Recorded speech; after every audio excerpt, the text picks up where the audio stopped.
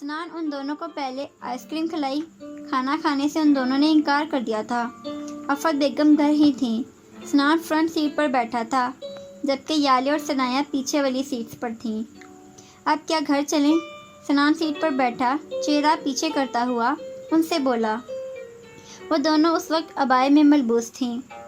इतने जल्दी? अभी तो हमने घूमा ही नहीं, आधा घंटा सारा हुआ है आए हुए। याले मुंह बनाकर बोली। यार पार्क गए थे ना, वहाँ लाइट के इशू की वजह से वो बंद थी, तो मेरा क्या कसूर इसमें? सनान ने वजह बताई। सनाया इन दोनों को बारी बारी देख रही थी। उसका अपना दिल नहीं था अभी घर जाने का, पर वो कह नहीं पा रही थी। अच्छा मुंह ना बनाओ तुम दोनों, ऐसा करता हूँ तुम दोनों को शहर की सैर करवाता हूँ। ठीक है, फिर 1-1.5 घंटे तक घर चलेंगे। डन। सनान उन दोनों को देखता हुआ बोला। डन। वो दोनों एक साथ चहक कर बोली। लहजों में वाजिया खुशी इधर आई थी। सनान भी उनके इस तरह चहकने पर मुस्कुराया और गाड़ी स्टार्ट की। सनान ऐसे ही कार को सड़कों पर चला रहा था, जबकि वो दोनों अंदर बैठी इर्द गिर्द की दुकानें और शॉपिंग मॉल्स वगैरह देख रही थीं। उन दोनों की तरफ से कार का शीशा खुला हुआ था, जिससे वो बाहर के मंजर को बहुत खुशी से देख रही थी। याले बारी बारी उसे किसी दुकान वगैरह की तरफ इशारा करती, कुछ बताती तो वो अच्छा कह देती, और सनान हर थोड़ी देर बाद बैक व्यू मिरर से उन दोनों को कम बल्कि सनाया को ज़्यादा देख रहा था। हर तरफ अंधेरा छाने लगा था। चलो अब घर चल रहे हैं हम, जब मैं कराची से वापस आऊँगा दोबारा घुमाने ले आऊँगा, सनान ने कहा तो उन दोनों ने इस बात में सर हिलाया। भाई, पर जाने से पहले हमें वहाँ से गोल गप्पे खिलाएं, जहाँ से हम अक्सर खाते हैं, और बहुत सारी चीज़ें भी लेकर दें। आप चले जाओगे तो चीज़ किससे मंगवाएंगे हम? याले ने नया ऑर्डर दिया। तो एक हफ्ता चीज़ खाए बगैर कौन सा मर जाना है तुम दोनों ने? जब देखो बस खाती रहती हो, खाती रहती हो, सनान ने शरारत से कहा, जबकि वो दोनों आग बगोला हो गईं। तो सनान भाई, क्या आप हर वक्त हमारे खाने पर नज़र गाड़े होते हैं? सनाया आंखों को छोटा करके बोली। हाँ, बस अब वो ही तुम दोनों चुड़ैलों का खाना गया है जिस पर मैं नज़र रखूं। सनान ने मुस्कुराहट दबाकर संजीदगी से कहा। वह सीट की पुष्ट पर बाजू टिकाकर उनकी तरफ पलटा, पर उन दोनों की घूरी देती आंखों को देखकर उसकी हंसी छूट गई। हा हा हा, अरे भाई ऐसे ना देखो, मुझे मासूम सा बंदा हूँ। तुम्हारी इन चुड़ैलों जैसी खूंखार नज़रों से मुझे हार्ट अटैक भी आ सकता है। वो हंसी जब्त करता हुआ बोला। चले, हमें नहीं खाने गोलगप्पे, हमें बस घर जाना है, और चीज़ भी नहीं लेनी हमें, बस घर चलें। सनाया नाराज़गी से मुंह भराकर बोली।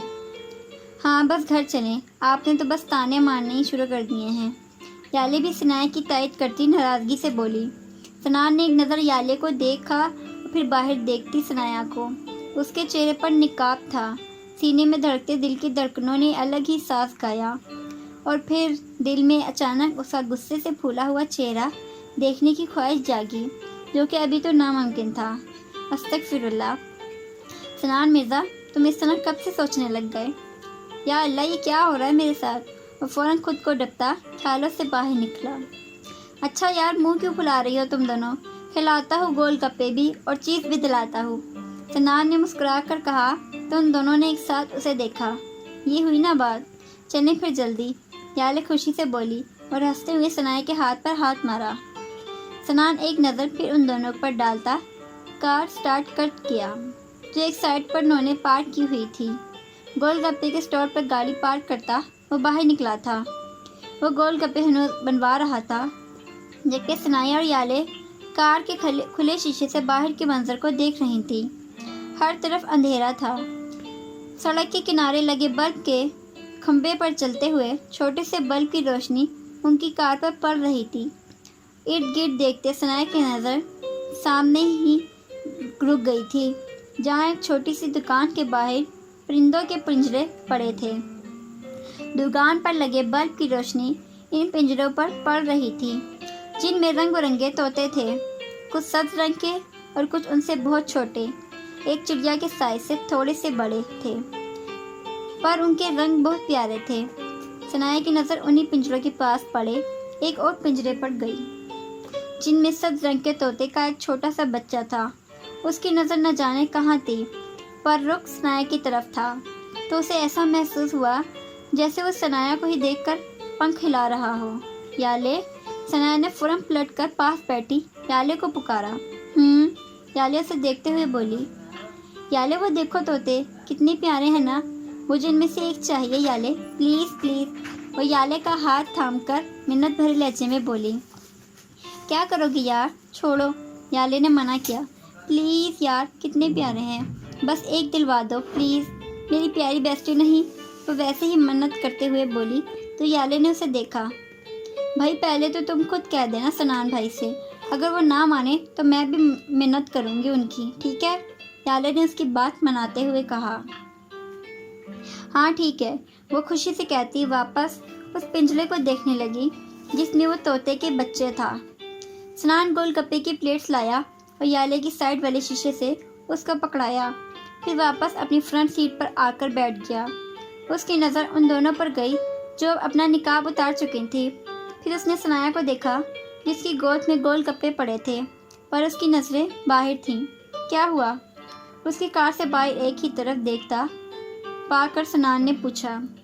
سنان بھائی، ثنایا فوراً اس کی طرف دیکھتی انتہائی نرم لہجے میں بولی۔ سنان کو بس اس کے لہجے کی مٹھاس اپنے کانوں میں گونجتی ہوئی محسوس ہوئی۔ نظریں ہنوز ثنایا کے چہرے پر جم گئی، جو مکمل واضح نظر تو نہیں آ رہا تھا، پر پھر بھی وہ اس کے چہرے اور چہرے کے ری ایکشن کو آسانی سے دیکھ پا رہا تھا۔ جی، سنان نے بھی اس کی طرح انتہائی نرمی اور محبت سے جواب دیا۔ سنان بھائی، وہ تھوڑا جھجک رہی تھی جسے سنان نے بخوبی محسوس کیا۔ یالے نے ان دونوں کو دیکھتے ہوئے ایک گول گپا اپنے منہ میں ڈالا۔ کیا وہ؟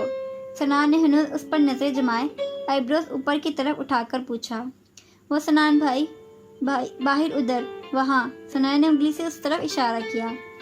وہاں بہت پیارے پیارے طوطے ہیں، وہ ہنوز سنان کو دیکھتے ہوئے مدھم آواز میں بولی، تو سنان نے اس کے اشارے کے تعاقب میں دیکھا جہاں اسے دکان کے باہر رنگ برنگے طوطوں کے پنجڑے نظر آئے۔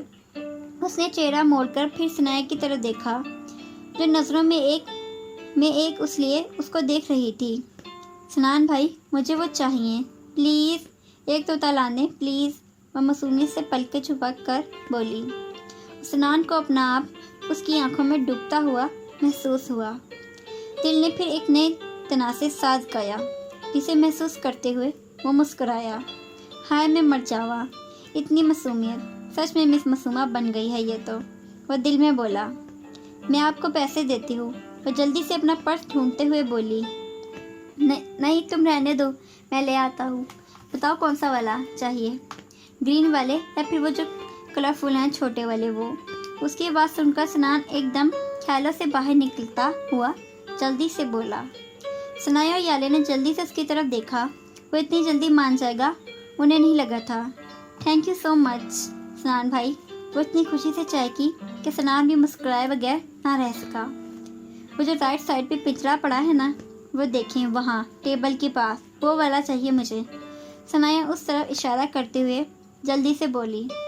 سنان نے اس کے اشارے کے تعاقب میں دیکھا اور سر ہلاتا ہوا باہر نکلا۔ ارے واہ، اتنی جلدی مان گئے، تو جلدی سے فنش کرو، گھر بھی جانا ہے، یالے نے ثنایا کو دیکھ کر حیرت سے کہا اور اس کی گود میں رکھے گول گپوں کی طرف اشارہ کیا۔ ثنایا نے اس بات میں سر ہلایا، مسکراہٹ اس کے لبوں سے ایک پل کے لیے بھی جدا نہیں ہو رہی تھی۔ سنان بھائی نہیں کھائیں گے کیا؟ ثنایا نے ایک دم یاد آنے پر یالے سے پوچھا۔ نہیں، وہ نہیں کھاتے، انہیں پسند نہیں ہے، یالے نے جواب پر وہ محض سر ہلا کر رہ گئی اور اس طرف دیکھنے لگی جہاں سنان دکاندار سے بات کر رہا تھا۔ وہ طوطے لے کر پلٹا تو نظریں کار میں بیٹھی ثنایا پر گئیں، وہ جانتا تھا وہ اس کی طرف ہی دیکھ رہی ہوگی۔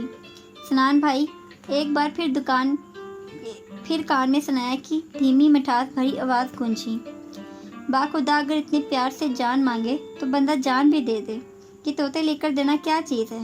وہ پنجرا دیکھتا ہوا بڑبڑایا اور ان کی طرف بڑھا، چہرے پر خود بخود مسکراہٹ آ گئی۔ وہ جب سے گھر آئی تھی پنجرا اپنے سامنے رکھے محبت پاش نظروں سے ان دو طوطے کے بچوں کو دیکھ رہی تھی۔ سنان نے اسے 2 طوطے لا کر دیے تھے اور کہا تھا کہ ایک اکیلا کیسے رہے گا، یہ دونوں ایک ساتھ رہتے تھے تو ان کو ساتھ ہی رکھنا پڑے گا نا، جس پر وہ اور بھی زیادہ خوش ہوئی تھی۔ ثنایا بیٹا اب سو جاؤ، رات بہت ہو گئی ہے، کب سے یہاں بیٹھی ان کو دیکھے جا رہی ہو؟ پیچھے سے آفت بیگم کی آواز آئی تو وہ پلٹی۔ جی خالہ جانی۔ وہ پنجرے کو صحیح جگہ پر رکھتی اپنے کمرے میں بڑھ گئی۔ سنان کو گئے 1 گھنٹہ ہونے والا تھا۔ عشاء کی نماز پڑھ کر اس نے کافی دیر وہیں بیٹھ کر دعا کی، پھر اٹھ کر کمرے کی بالکونی میں آ گئی۔ یالے سو رہی تھی پر اسے نیند نہیں آ رہی تھی۔ وہ آسمان پر چمکتے چاند کو دیکھنے لگی۔ چہرے پر مدھم مسکراہٹ تھی پر آنکھیں نم۔ کیا وہ سو رہے ہوں گے؟ اس نے چاند کو دیکھ کر دل میں کہا۔ اتنے جلدی سوتے تو نہیں ہیں، گیم کھیل رہے ہوں گے۔ خود ہی جواب دیا۔ کیا انہیں ایک بار بھی میرا خیال نہیں آیا ہوگا؟ کیا ان کے دل میں میرے لیے کبھی جگہ نہیں بن سکتی؟ ہر انسان اپنے حصے کی محبت کا حقدار ہوتا ہے یا اللہ، تو کیا ان کے دل میں میرے حصے کی ذرا بھی محبت نہیں؟ ان کے خیالوں میں میری کوئی جھلک نہیں؟ کیا سچ میں ان کی زندگی میں میرے احساسات کا کوئی وجود نہیں؟ ہنوز چاند پر نظر جمائے اس کے دل سے آوازیں آ رہی تھیں۔ ایک آنسو آنکھ سے نکلا، گال پر بہہ نکلا تھا، پر وہ کیا جانتی کہ انجانے جس کا سکون وہ اپنے ساتھ لے آئی تھی اور وہ کیسے سکون سے رہ سکتا تھا۔